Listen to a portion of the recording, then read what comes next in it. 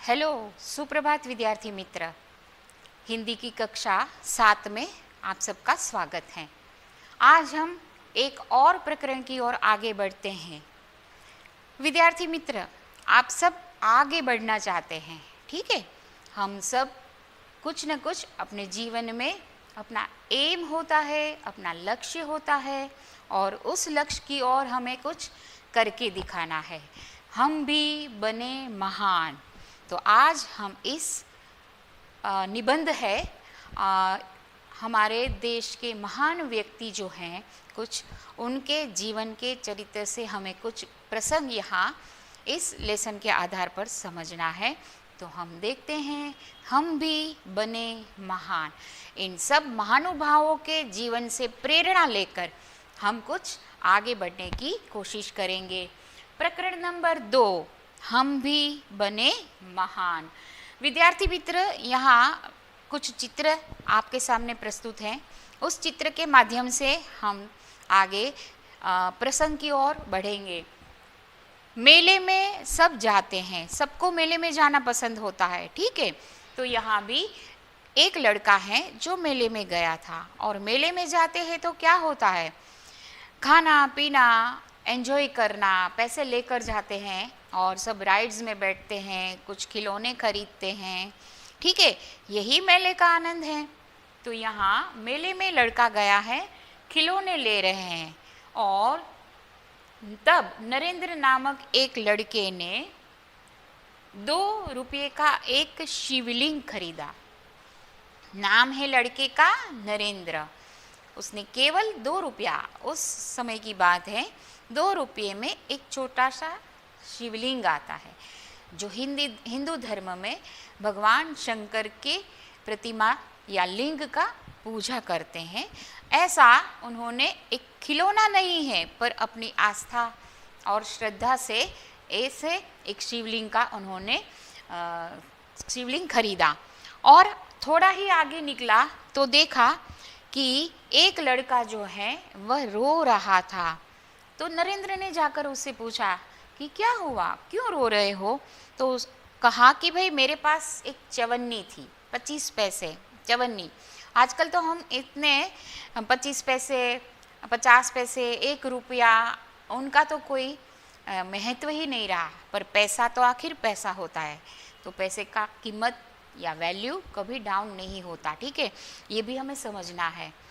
तो कहता है मेरी चवन्नी गिर गई, और रो रहा है, और कहते हैं कि मेरी चवन्नी गिर गई है और मेरी माँ मुझे डांटेगी। मुझे 25 पैसा दिया था मेले में जाने के लिए, कुछ खाने पीने के लिए, कुछ खिलौने खरीदने के लिए। रो रहा है बच्चा।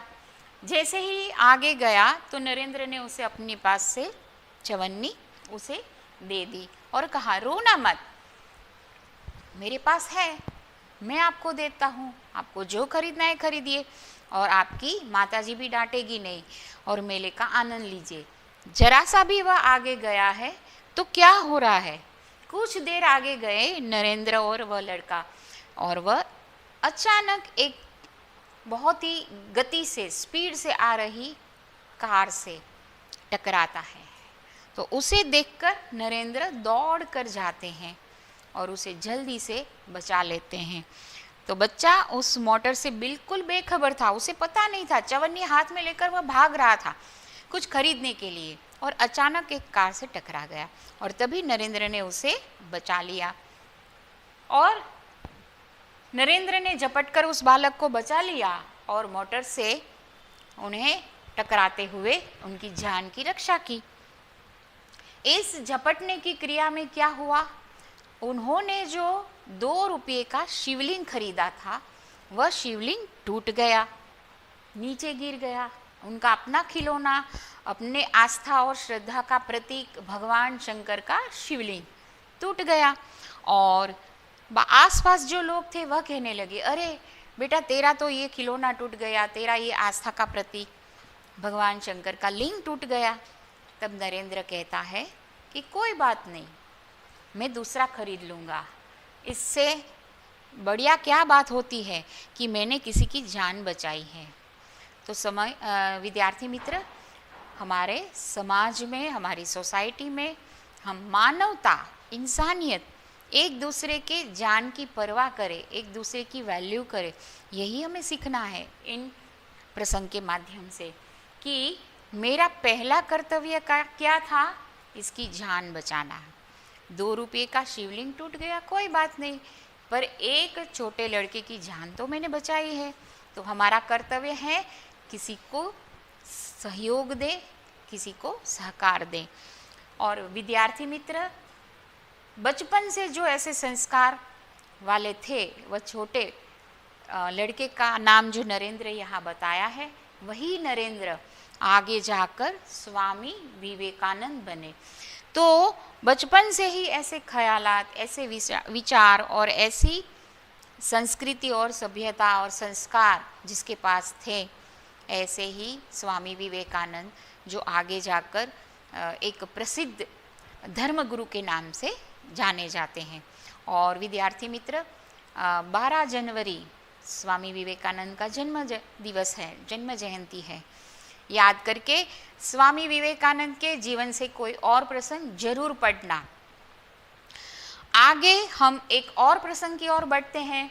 उस प्रसंग में भी एक महान व्यक्ति की बात है और देखते हैं कि ये कौन है। तो यह सन 1885 की बात है, आपको दिखाया है। यह एक कॉलेज है और पुणे यानी Poona new English high school school है, उस स्कूल का चित्र है। और उस स्कूल में समारोह था और उस समारोह में चीफ गेस्ट, हम आमंत्रित मेहमानों को बुलाते हैं, यहाँ भी मेहमान को बुलाया था। उस समारोह में एंट्री में यानी कि दरवाजे पर एक व्यक्ति को रखा था, कर्तव्य भार दिया था, उसको जिम्मेदारी दी थी कि कोई इनविटेशन कार्ड यानी आमंत्रण पत्र न लेकर आए तो उसे अंदर आने देना नहीं है, क्योंकि इनविटेशन कार्ड के बगैर हम किसी को अंदर आने नहीं देते। ये ड्यूटी, ये कर्तव्य जिस व्यक्ति को दिया था वह कैसे संभाल रहा है, यही सीखना है। तो दिया था आने वाले अतिथियों को निमंत्रण पत्र देखकर ही समारोह में आने देना। और देखते हैं आगे कि कौन आया है उस समारोह में। आप चित्र देख सकते हैं और कहते हैं यह व्यक्ति, ये महाशय कि बेटा मेरे पास तो आमंत्रण पत्र है नहीं, मेरे पास कोई निमंत्रण पत्र है नहीं, मुझे तो अंदर जाना है, मुझे जाने दीजिए। कोई कहते हैं ना, कोई इन्फ्लुएंस लेकर आते हैं किसी की, मेरे अंकल वकील है या मेरे अंकल पुलिस में है, ऐसा कहकर आ जाते हैं, घुसना चाहते हैं। पर जो कर्तव्य भार लेकर खड़ा है उसने कहा क्षमा करिए, मैं आपको अंदर जाने देता नहीं हूँ, नहीं देना है प्रवेश। जिसके पास इनविटेशन कार्ड, आमंत्रण पत्र है, वही अंदर जा सकते हैं। ऐसा कर्तव्य निष्ठ व्यक्ति जो था वह अपनी कर्तव्य, अपना ड्यूटी, अपना फर्ज निभा रहा था। और तब जाकर द्वार के पास समिति के, कमिटी के मेंबर्स आए और उन्होंने देखा कि ये तो स्वागत समिति के हमारे सदस्य जो हैं बहुत ही कर्तव्य भार, कर्तव्य निष्ठा से निभा रहा है। और तब उसे कहा कि आप जानते हो ये व्यक्ति कौन है? उसने कहा नहीं भाई, जिसके पास आमंत्रण पत्र है उसी को मैं जाने दूंगा, किसी को मैं प्रवेश नहीं दे सकता, चाहे कोई भी हो, चाहे कोई भी हो। ये कर्तव्य निष्ठा है, ये ऑनेस्टी है, ये ड्यूटी है, कर्तव्य है, यही हमें सीखना है। श्रीमान मेरे कार्य में यदि, ध्यान दीजिए, श्रीमान मेरे काव्य में यदि स्वागत समिति के सदस्य चाहे मेंबर कोई भी आ जाए तो भी इनविटेशन कार्ड के बगैर मैं किसी को प्रवेश नहीं देता। मेरे काम में रोड़ा अटकाएंगे, क्या मेरे काम में आप विघ्न, बाधा डालेंगे? मैं अपना ड्यूटी, अपना फर्ज निभा रहा हूँ, मैं किसी को अंदर आने नहीं देने वाला हूँ। तो मैं अपना कर्तव्य कैसे निभाऊं? अगर आप ऐसे कैसे की भी सिफारिश लेके आ जाए और बोले कि मुझे जाना है तो मैं नहीं प्रवेश दूंगा। मैं अपना काम ऑनेस्टली करता हूँ, भेदभाव की नीति मुझसे नहीं होगी। विद्यार्थी मित्र, यही हमें सीखना है जीवन में। हमारे कुछ मोरल्स वैल्यूज़ हैं, कुछ आदर्श, कुछ सिद्धांत हमें ऐसे महान व्यक्तियों से सीखना है, तब जाकर हम भी बने महान। हम ऐसे ही महान नहीं हो सकते। हमारे ऐसे संस्कार, ऐसी सभ्यता, ऐसा संस्कृति का, कल्चर का, हम परंपरा का अनुसरण करेंगे, तब जाकर हम कुछ जीवन में बन सकते हैं। तो ये व्यक्ति कौन थे, हम परिचय प्राप्त करते हैं कि जो स्वागत समिति के सदस्य उन्हें लेने आए थे, वह थे वह थे हमारे गोपाल कृष्ण। ठीक है, और आगे देखते हैं हम एक और प्रसंग जिसके बारे में आप सब शायद जानते ही होंगे। सबको क्रिकेट खेलना पसंद है, ठीक है, सबको क्रिकेटर बनना है। हम भी विराट कोहली बनेंगे, हम भी सचिन तेंदुलकर बनेंगे, ऐसा सब सोचते हैं। पर उसके लिए कितनी मेहनत है, देख लीजिए सफलता का रहस्य यहाँ क्या है। तो एक बार ये पूरी टीम जो है, क्रिकेट टीम, अंडर 14 छोटे युवा खिलाड़ी थे, वह आए थे अहमदाबाद में और एक होटल में रुके थे अपनी टीम के साथ, अपने मैनेजर के साथ। सभी खिलाड़ी इस होटल में थे और सब सुबह ब्रेकफास्ट में चाय नाश्ता कर रहे थे। अल्पाहार, अल्प मतलब थोड़ा, आहार मतलब खाना, थोड़ा सुबह में थोड़ा नाश्ता कर रहे थे। ऐसे में सब देखते हैं कि हमारे टीम का कैप्टन कहाँ गया, आज कैप्टन क्यों नहीं हमारे साथ नाश्ता करने के लिए।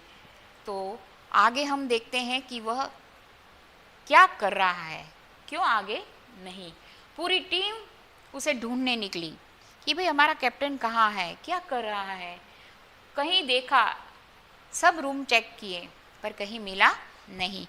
तो देखा तो वह अपना अभ्यास कर रहा है, प्रैक्टिस, अभ्यास, स्वाध्याय, होमवर्क, ये सारे शब्द हमारे जीवन में बहुत महत्व रखते हैं। यही हमें सीखना है। तो क्रिकेट के प्रति इतना लगाव था उनको और उनको महान बनना था, कुछ करके दिखाना था, और वह अंदर अपने रूम में प्रैक्टिस कर रहा था। कोच, मैनेजर और सभी खिलाड़ी आश्चर्यचकित रह गए, दंग में आ गए कि क्या हुआ, दंग रह गए कि ये क्या कर रहा है, अकेला प्रैक्टिस कर रहा है। तो ये हैं हमारे महान खिलाड़ी जो हम सचिन तेंदुलकर को जानते हैं, क्रिकेट जगत के, जैसे कहते हैं ना, क्रिकेट के भगवान कहते हैं लोग उन्हें।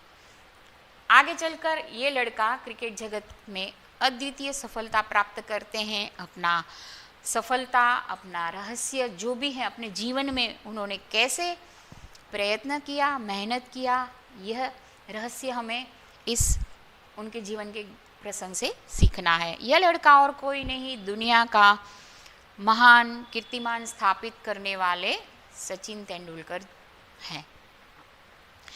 सचमुच ये महानता, ये जो कीर्ति, यश, प्रतिष्ठा ऐसे ही मिलती नहीं है। किसी ने उसे सफलता का रहस्य पूछा, कैसे आप सक्सेस प्राप्त करते हो, सफलता कैसे आएगी, ये पूछा, क्योंकि सबको सफल बनना है, सबको महान बनना है, हम भी बने महान। तो उन्होंने कहा कि ये कोई नहीं, पूरा नाम है सचिन तेंदुलकर का, सचिन रमेश तेंदुलकर। ये आपको कभी ब्लैंक्स में पूछा जाता है कि सचिन तेंदुलकर के पिताजी का नाम, तो रमेश तेंदुलकर, ठीक है। तो ये पूरा नाम आपको याद रखना है, सचिन रमेश तेंदुलकर। और सचमुच सफलता कैसे मिलती है, उन्होंने कहा एकाग्रता, कंसंट्रेशन, अविरत अभ्यास, कंटिन्यूस प्रयास करना, करते रहो। और दूसरा कठोर परिश्रम, कठोर परिश्रम का कोई विकल्प नहीं है, there is no option, hard work, बस करते रहो। तो एवं लगन ही सफलता का आधार है।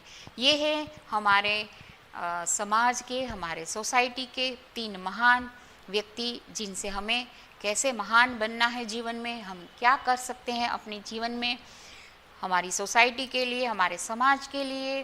तो इस प्रकार विद्यार्थी मित्र, मुझे आशा है कि आपने इन तीनों महान व्यक्तियों के जीवन से सफलता का रहस्य अच्छी तरह से समझा होगा। मिलते हैं हम अगले वीडियो में, तब तक के लिए धन्यवाद।